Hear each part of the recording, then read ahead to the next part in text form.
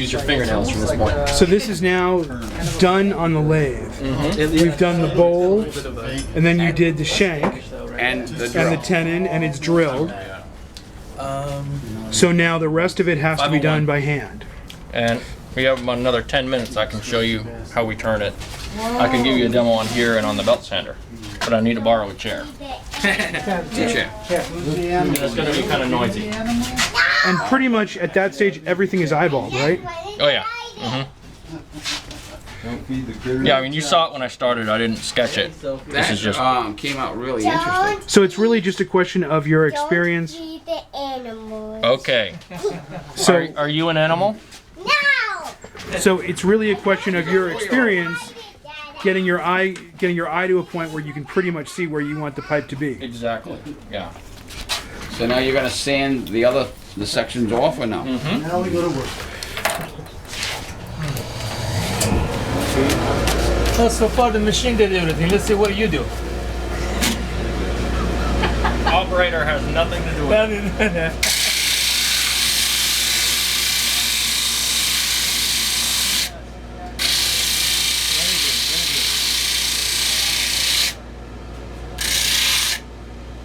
I didn't see this part yet. I see a lot of there's work, but not this part.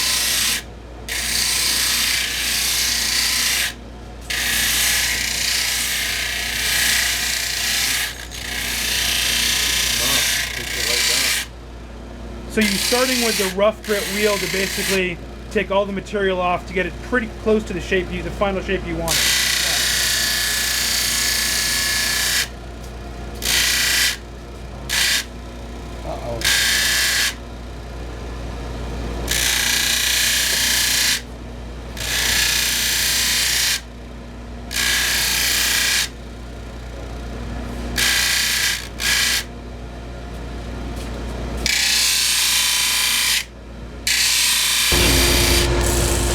It's not going to be finished.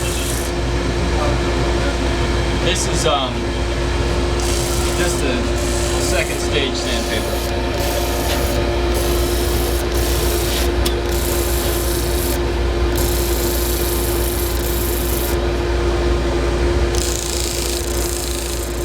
How many stages are there, generally? On machines, I've got four grits that I go through, and then by hand, 3 or 4 more, Okay. depending on the pipe.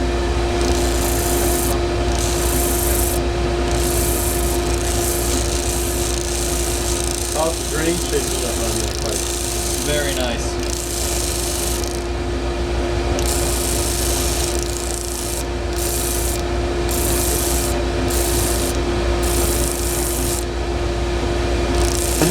This is, I think this one's 180. Maybe it's 220 again, because I'm not doing the same areas. I'm doing different areas this one.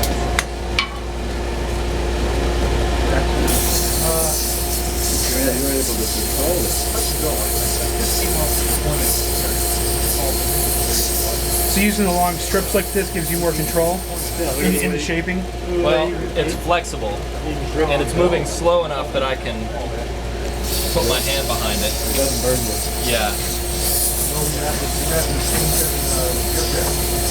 Looks like you constructed it. Yeah, I made it this past Christmas. What were you doing before? All by hand? Yeah. So is this your own design or something Yeah. that you And you can buy belts that long. You either have to make them yourself or a custom order. Have them made specifically for your machine. What do you do to glue it together? So now it's come Wow. off the lathe, from the The lathe color's even pretty, isn't it? Yeah. through a couple of sanding wheels, then a couple of sanding strips, each one getting a finer grit. And basically it'll finish up with just hand sanding to... Well, the next thing I'm going to do is I'll make the stem for it. And then you fit the stem to it, and then you've got to sand them both together to make sure that Oh, they're sanded to the same grid, and so that they're, so that it's a smooth transition. Yeah. Then you hand sand everything all over again What would after you you've stain shaped it? and finished the stem. What would you decide to stain? I don't know. We'll see.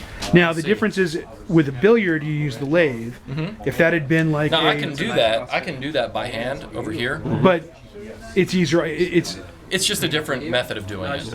Yeah. But if you were doing a Dublin or a blowfish, something like that, A freehand shape. a more would be- freehand shape, you would do it strictly by using the wheels. But there are pipe makers I know who are well known as as ornate freehand pipe makers, and they drill everything on the lathe.